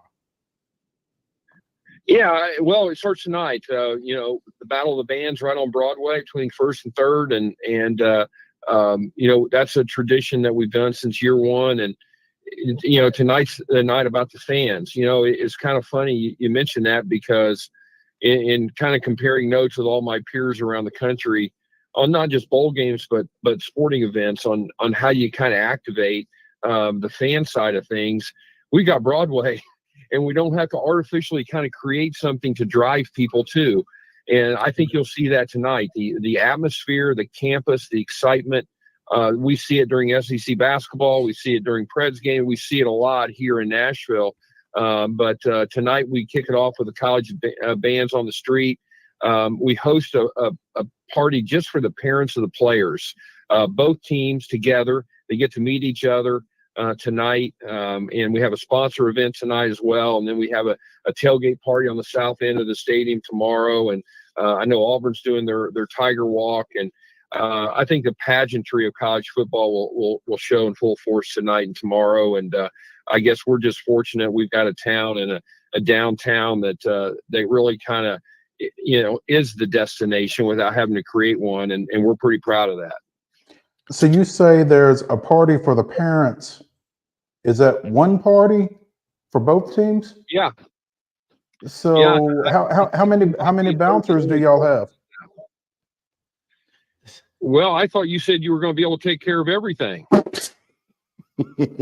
Got him. I hope that there's no trouble if that's the case, guys. Yeah, this is interesting because Mike Loxley, former Alabama assistant, taking on Auburn. So and he recruited a lot of kids from the South and a lot of kids from Alabama that Auburn was probably also recruiting. So there's definitely going to be some interesting storylines. Crossover, huh? I mean, Talia Tungvalo, which I'm not sure if he decided he's opting out or not. I think he had mentioned it, but he may be playing. Yeah. There's some stuff up in the air with that, but he's from Thompson. He played at Thompson, so. Yeah. There's some interesting storylines here among these two programs. Scott, Chris kind of brings up an interesting point there with the opt-outs and that kind of thing. The 12-team playoff that happens next year. How is the bowl landscape changing, evolving, devolving? I mean, as the president and CEO of a bowl, how concerned are you with the state of bowls from that standpoint right now? Well, I wish I had my 30-second radio answer for that, but I don't think it's a 30-second answer. I would kind of put it in a couple categories, Mo. I think if we boil it down, we want to put on a great event for Nashville. And college football has been one of those real favored kind of destination of Nashville for college football fans. And, the bowl has really served what our mission has been. Now, I say that and put it in the context of how postseason college football, and then take it even one step higher, college football is just changing at a breakneck speed. We did the deal with the Big Ten SEC. We re-extended for 6 years, 4 years ago. And at our board meeting, we talked about what's happened in 4 years. Well, we had COVID, a cancellation. We had a record crowd in Tennessee, Purdue. We had a really struggle last year because why? Well, we had Cowboys Titans on Thursday, and there was no hotel rooms for Kentucky, Iowa, and we had a blizzard and a Southwest crash. So we had a weird year last year, and then this year we come back and we're seeing portal changes and free agency and coaching. I mean, 12-team playoff, expansion of the conferences. They were still 12 teams or 14 teams each when we did the deal, a few years ago. So I'd like to say I feel like Nashville is best positioned to react to what's going to happen in college football and postseason college football better than almost any city in the country. What that's going to be, I don't know yet, but I know we're trying to be prepared and be very reactive. And I think with our new stadium coming, the destination, the popularity of Nashville, the geographic location, and really the reputation of the experience they have here, I like where we are. I just can't answer the question because I don't know the decisions we can't control, what are going to be made that we're going to have to react to. So I know I didn't answer the question and I talked myself in a circle, but there you go. The timing of a 6-year contract was pretty darn perfect. Yeah. In retrospect, Mo. Yeah, exactly.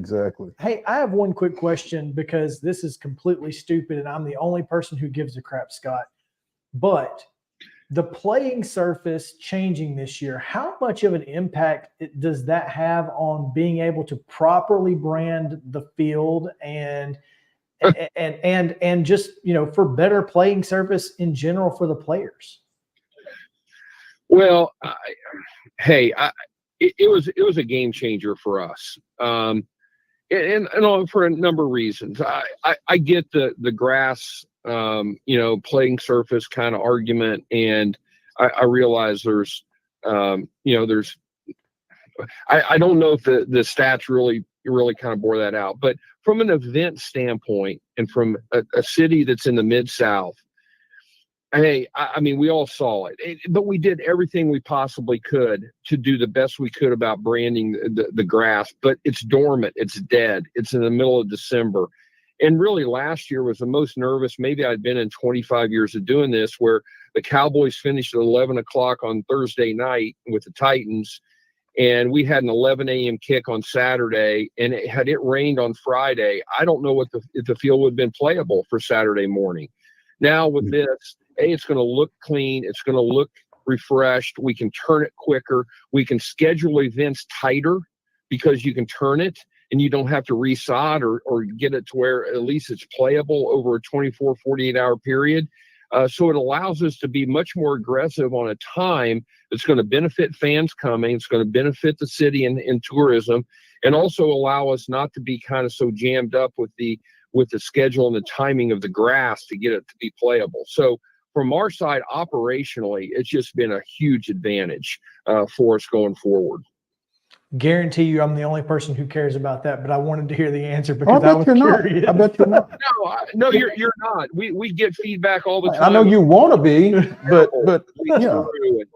It just, I'm glad that it's going to look good. That it's going to be a better playing surface for these kids, because obviously we don't want injuries and those sorts of things. So it's really exciting, and I know it's going to look great. It's going to be a great event from top to bottom, starting tonight again down on Broadway.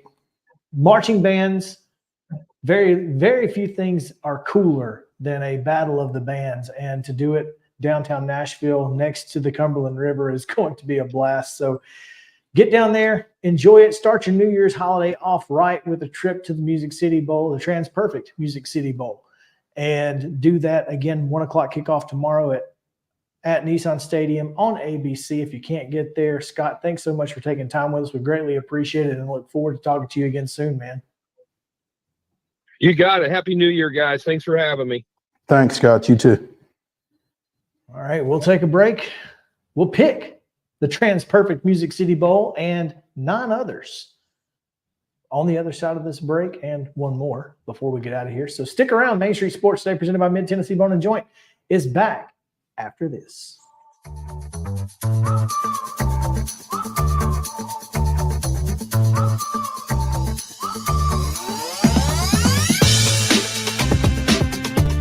Mid-Tennessee Bone and Joint treats your orthopedic injuries and existing conditions. Our trained physicians will get you back in the game faster. Contact us at 931-381-2663 or www.mtbj.net. With Lee Company technology, the best handymen are hands-off. Lee Company techs have been using visual findings and other smart technology tools for years to add transparency and virtually take customers along. You see what we see, whether we're in a crawl space or on a roof. With Lee Company, technology helps us help you, no matter what's happening in the world or at your house. Jones & Lang Sporting Goods here in Columbia has been outfitting teams, officials, and anybody else from T-ball to college for 50 plus years. Be sure and check them out at 931-388-8060 or online at jonesandlang.com. Jones & Lang Sporting Goods, the look of a winner. Zion Christian Academy, zioneagles.org or 931-388-5731. You can schedule your appointment. Go tour their campus. It is beautiful over there, and you're definitely going to want to see it. Again, it's zioneagles.org. Give them a call, 931-388-5731, and schedule your tour today. Custom Stone Handler supplies over 600 distributors and suppliers with quality stone products. Along with River Stone, we produce and distribute over 100 building, landscape, and other bulk products. Our goal is to provide quality products, service, and partnerships to ensure our customers' success. We firmly believe that the measure of any person or company is how they treat other people and customers. Give them a call at 931-490-4990 or visit CustomStonehandlers.com. A game without a crowd is just a scrimmage. A performance without an audience is just a rehearsal. Without your presence, high school sports and the performing arts aren't possible. Ensure that these essential extracurricular activities continue to enrich the lives of students in Tennessee. Purchase a ticket to your local high school's game or performance. This message presented by the TSSAA. Mid-Tennessee Bone & Joint has been the official sports medicine provider for Maury County Schools for more than 40 years. We specialize in orthopedic service, and our Ortho Quick Walk-In Clinic lets you bypass the ER.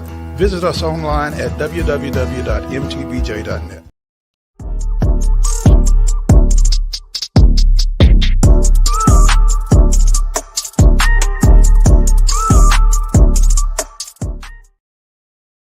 We are back here, and it is time for the Bowl Pick'em here on Main Street Sports Today, presented by Mid-Tennessee Bone and Joint. And I don't even care. Well, I don't even want to know.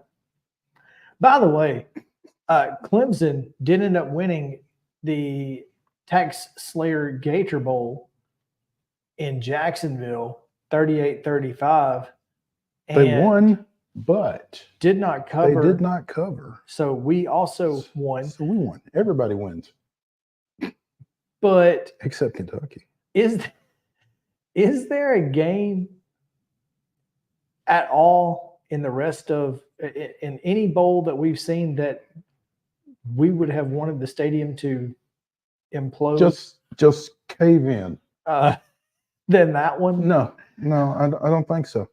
I mean, I generally feel that way about Notre Dame, but I don't about Oregon State. So yeah. No, but yeah. I mean it could have just fallen in on itself, and that would have been just fine. All right. Well, do you have updated scores? Notre Dame is up 24-0 on Oregon State. We all took the Beavers. That was a mistake. That is heading into the fourth quarter at the Sun Bowl there. Other than that, of the most recent games that we have picked, Justin with the Kentucky cover is 2-6 with the Sun Bowl and the Liberty Bowl still out. Memphis leads Iowa State 19-7 with 10 minutes to play in the first half. Got the Tigres in that one. So do I. Justin does not. All right. Let's Sorry, see. Justin. You I'm a downfall. You with the Kentucky cover, Chris, are 3-5. And again, we still got Oregon State and Michigan Memphis hanging out there. 15 and 15. I'm sorry. Yeah. In the bowl season. Am I? I am with the Kentucky cover. I am 5-3 on this current slate of games. Goodness gracious. Yeah. Where did you come from? Well, I took Boston College in Arizona. That'll do it. Yeah. So you're not picking Oklahoma. You're just done. Brent Venables. I don't know, man. I don't know. And no quarterback. Well, 6 turnovers though. It wasn't Brent Venables. Brent Venables did not turn the ball over 6 times. Twice in the red zone. That is true. Yeah, well, full disclosure. Yeah. I did not watch that game. 6 turnovers. I watched like the first Arizona series, and then I think Oklahoma turned it over on their first possession, and I'm like, this is trash. I don't feel like staying up to watch this. Right. If it had been, 6:00 in the evening, there's nothing. Right. Yeah, but no. Yeah. So it didn't grab me early, and I just couldn't stay with it. Oklahoma turned it over not just 6 times, but receivers fumbled twice in the red zone. Brutal.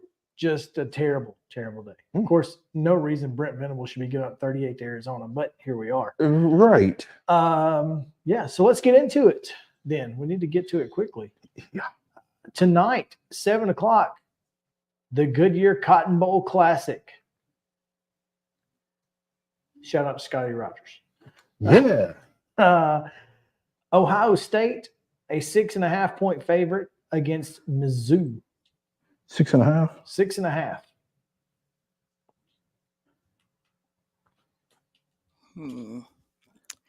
I like Mizzou here. Mizzou. Okay. Yeah. I like Mizzou as well. Speaking of Mizzou, did you, and I don't know, who was it? I saw that Connor Bazelak was a Ball State. No, not Ball State. Bowling Green. Bowling Green. Mm-hmm. I was watching the game. I was like, hey, I remember that guy. Right. Didn't he used to be somebody? Yeah. Anyway, I've got Missouri covering 6.5. Don't know if they win, but some going. I think at some point Missouri is going to look up and think, what are we doing here? I like Ohio State by double digits in this ball game. Now, having said that, their quarterback's gone, right?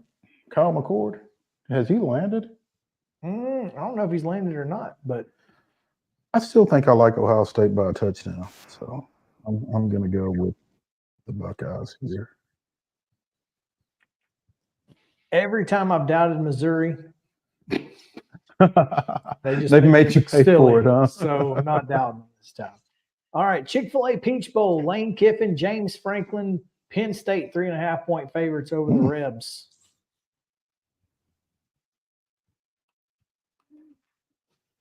Justin, you said 3.5? Penn State and Ole Miss. Mm-hmm. Only 3.5 for the Rebels? For Penn State. 3.5 for Penn State. Oh. Well, I think I'm gonna go Penn State. They always I don't know, man. James Franklin disrupts things. He does. And in fact, he does. I'm gonna go with Penn State as well.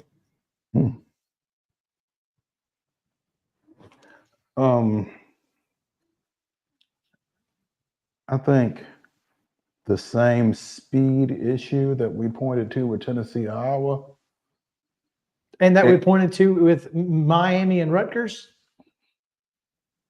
Well, we can't always be right, but I'm taking Quinshawn Judkins and Ole Miss. Here's my problem is neither of these teams beat anybody that they played that was worth a crap. This is the most mid bowl game, New Year's Six bowl game ever. Both of these teams played two good teams, lost to both of them. I don't know, man. Oh, all right. Music City Bowl, Trans Perfect Music City Bowl at 1 o'clock on Saturday. ABC, Maryland, and Auburn. Auburn, 2.5-point favorites here.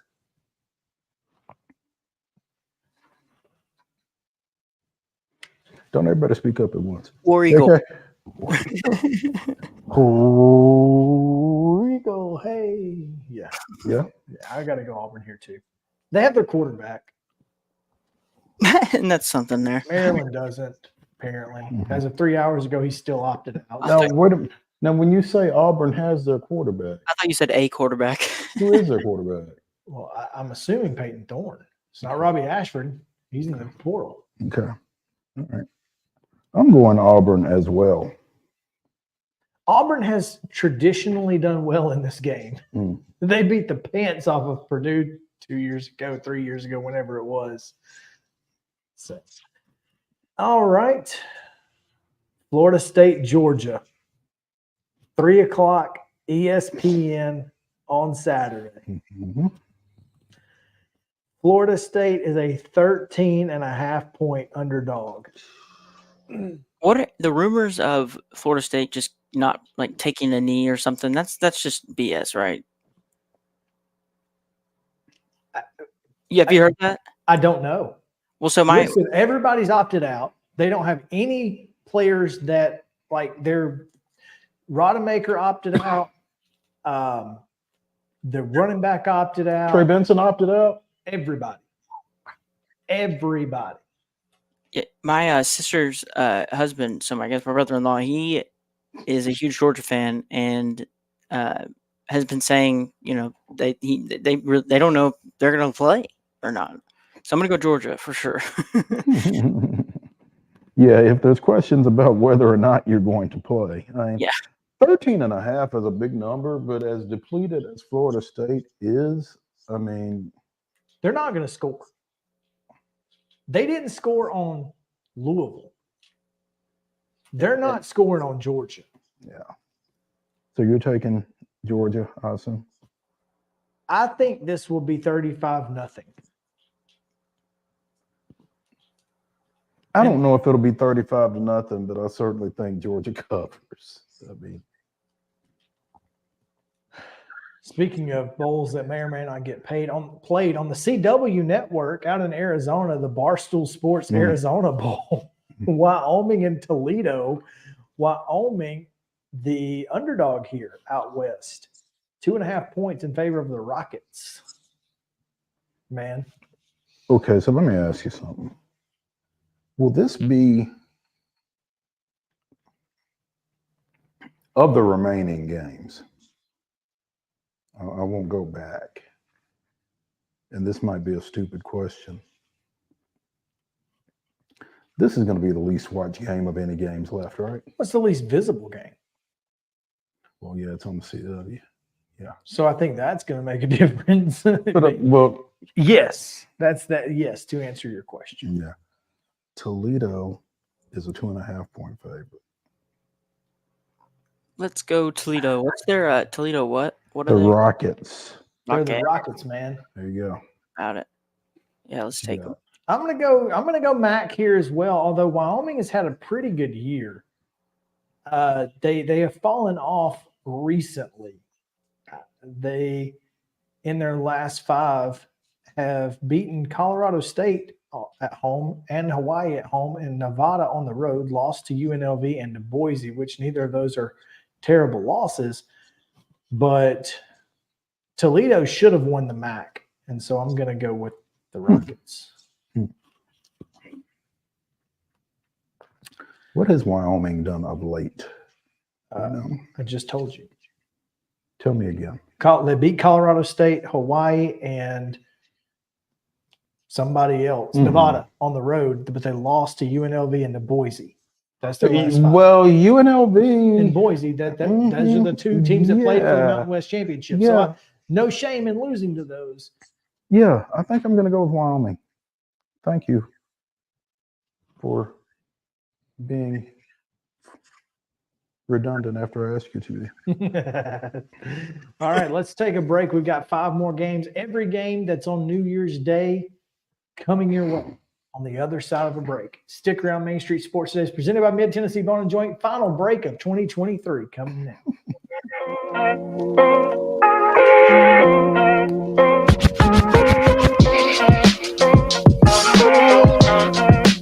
Mid-Tennessee Bone & Joint treats your orthopedic injuries and existing conditions. Our trained physicians will get you back in the game faster. Contact us at 931-381-2663 or www.mtbj.net.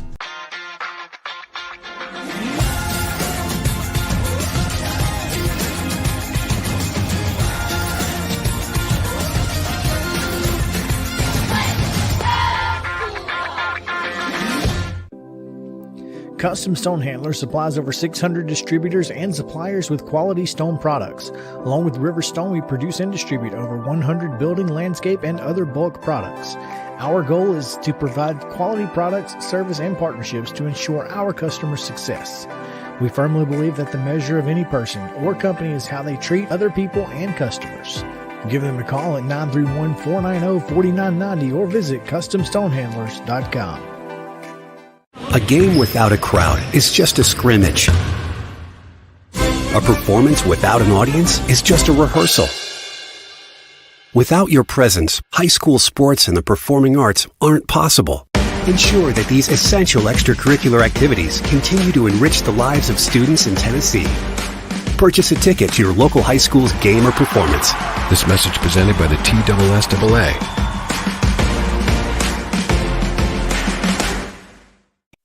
With Lee Company technology, the best handymen are hands-off. Lee Company techs have been using visual findings and other smart technology tools for years to add transparency and virtually take customers along. You see what we see, whether we're in a crawl space or on a roof. With Lee Company, technology helps us help you, no matter what's happening in the world or at your house. Piggly Wiggly, located in Neely's Mill Shopping Center, is Columbia's locally owned and operated Cost Plus 10 grocery store dedicated to serving the community with low prices and smiling faces. Piggly Wiggly offers fresh, hand-cut meats daily, as well as daily hot plate lunches from their deli counter. You're certain to see smiling faces and a helping hand when you're here at Piggly Wiggly. Come by and check out our fresh produce, high-quality meats, and more. Down home, down the street, we'll see you at the Pig. Mid-Tennessee Bone and Joint has been the official sports medicine provider for Murray County Schools for more than 40 years. We specialize in orthopedic service, and our Ortho Quick Walk-In Clinic lets you bypass the ER. Visit us online at www.mtbj.net.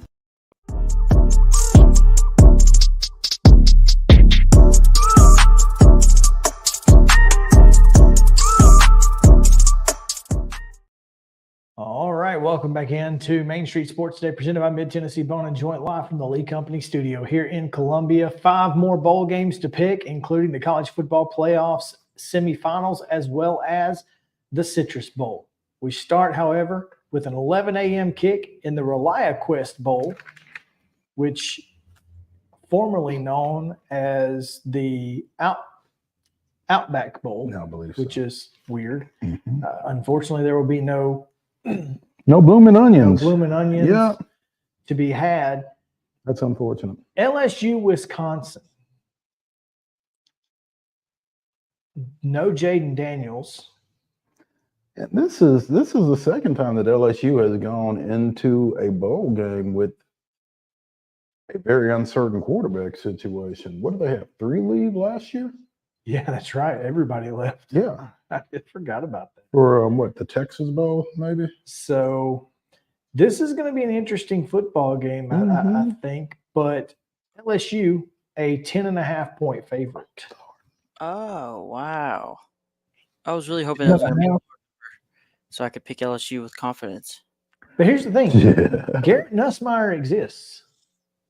And he's played. He has played, but he is also QB2 for a reason. Has he played well? Jaden Daniels one. I mean, yeah, okay. 17 of 33 for 196 yards, a touchdown, no picks this year for Nussmeier. I guess the bigger concern is Trey Neighbors playing? That is a good question. I don't know the answer to that. No. I would assume not, but there's no you don't know news that. out there that says he is or isn't available to me. So I'm gonna say I would say that he's not. That's all I'm gonna say. I'm gonna go. If he does, I don't know. You're gonna do what? I was just saying. Sorry to interrupt there, Chris, but I was gonna go. I'm gonna go Bayou Bengals. You're going with the Bengals. Yeah, I think the team is good enough, despite Jaden not being there, even though he is a bad A. That's a reasonable conclusion to come to. Malik Neighbors and Brian Thomas Jr. will play. In the bowl. Where did I get Trey Neighbors? He may be the third. I don't know. Either way, I'm going LSU here. Okay, so here's the thing. 10.5 points is a lot of points. Yep. Yes. Any double digits to me is a lot of points. I think LSU wins this game. I don't think they cover 10.5. I'm taking the Badgers. Big Ten West. That's also quite reasonable. That legitimately sounded like a whisper because you put it like that. Because that is a reasonable take. Noon on ESPN, Verbo Fiesta Bowl, Oregon, a 14.5-point favorite over Conference USA champ Liberty. That's my 14.5. Sorry, 14.5. Bo Nix playing, by the way. Oh man, I want to pick Liberty just so I could say give me Liberty or give me a loss, but I'm gonna go Oregon for sure. Give me Liberty or Again, 14.5 points does kind of take me aback, but Bo Nix is playing. They score so many points too there at Oregon. And you wonder how much the Heisman snub plays into his prep. I don't think he feels snubbed.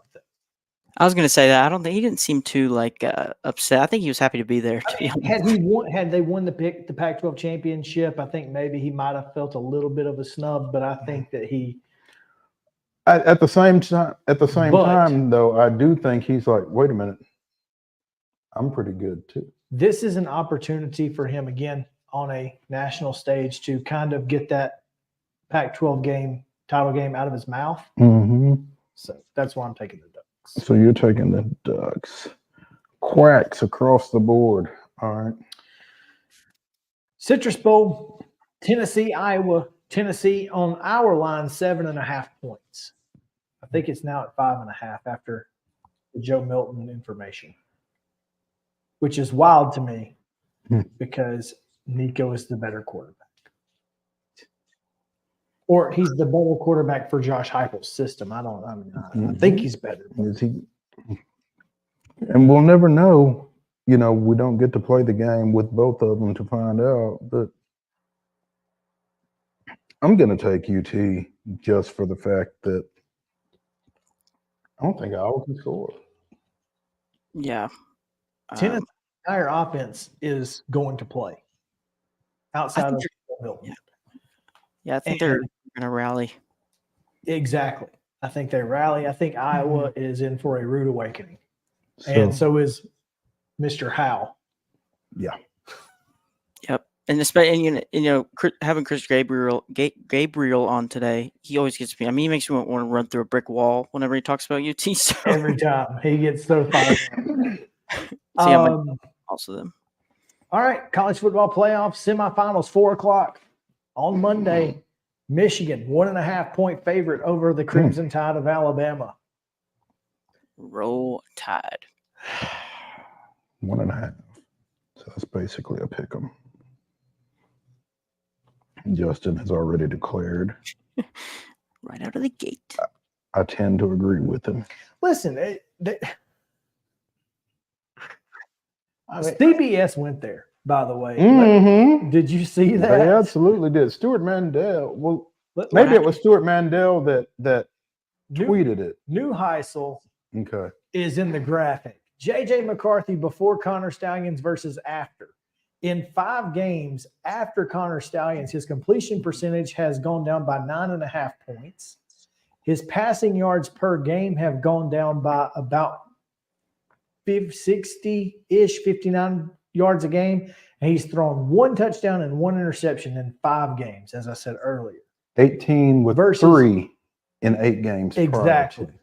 So 78% completion percentage before, 225 passing yards per game before. So I'm here to tell you one simple thing.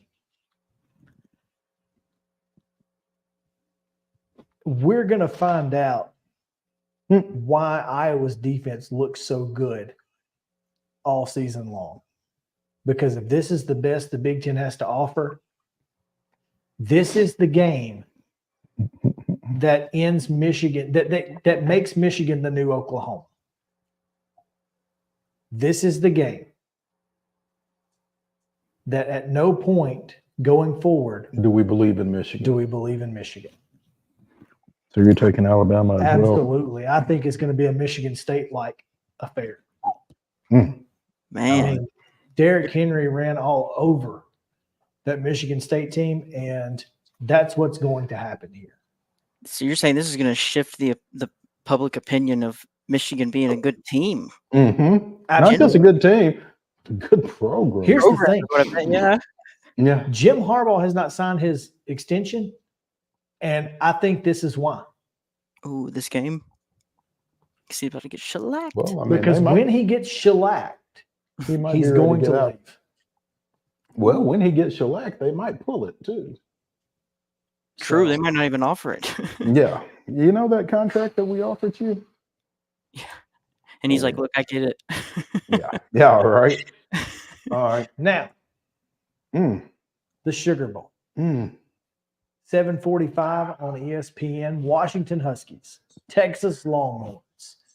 Number 2, number 3, Texas, a 4.5 point favorite. I want Texas to win, but I'm sensing an upset here. I think it would be an upset. I agree. I'm gonna go Washington. You're going Washington? I am. Per Vegas, it would be. I am.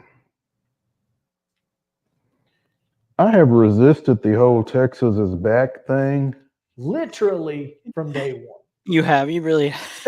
I mean, when we talked about the Big 12, I mean, Mo was like, I just can't do it yet. I can't do it yet.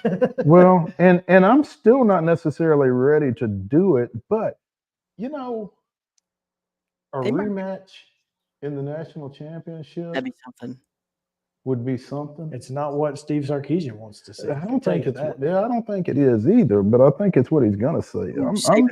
I'm taking the horns here. Okay, someone call Matthew McConaughey. And Okay, let him know. Here's what's going to blow everybody's mind. I don't think this game is going to be very good either. And the reason I say it's going to blow everybody's mind is because everybody's going to say, well, if these teams are so much better than the top two teams in the country, or if two of the four teams are this much better than the other, then why do we need a 12-team playoff? Well, this is why. This is number 3 and number 4. Mm-hmm. And Texas, look, Michael Penix is fantastic. He's going to be very good in this game. He's going to make some fantastic plays, and I feel bad already about the Pac-12 championship game and thinking that Oregon was going to roll and all of this. Michael Penix is very good. Mm-hmm. But this Texas offense, I'm not sure that Michael Penix isn't better than Quinn Ewers. Are you saying maybe not? But the supporting cast is not. Mm-hmm. Mm-hmm. And A.D. Mitchell, that Texas receiving core, the run game, and here's the bottom line: the offensive line. They're bigger, they're stronger, they're probably just as fast. They're going to bully the front seven for Washington all night long. You remember when we asked Eric Henry if Texas was ready for the SEC? I think, and he said he built the offensive line to be. This is what you're going to see. Mm-hmm. So you're saying it won't be a good game, as in like it won't be close? Correct. Gotcha. I think it's Texas by 2 touchdowns, if not more. Well, here's the thing: in the playoff, 2 touchdowns is close. I mean, historically speaking. Exactly. Yeah. I mean, Georgia, Oklahoma is about the only time we ever got a decent semifinal. Mm-hmm. And then the couple of Clemson, Alabama championship games, the pick play and 2nd and 26, of course. Yeah. But anyway, there you go. That's our picks. Appreciate you guys hanging out with us. We will be back on Wednesday next week as we take Tuesday to decompress from this weekend. And so we hope that you will have a fantastic New Year's, a safe New Year holiday. Please be mindful of your surroundings and yourself throughout others and throughout this entire weekend. We appreciate you guys being with us. We'll see you next year in 2024.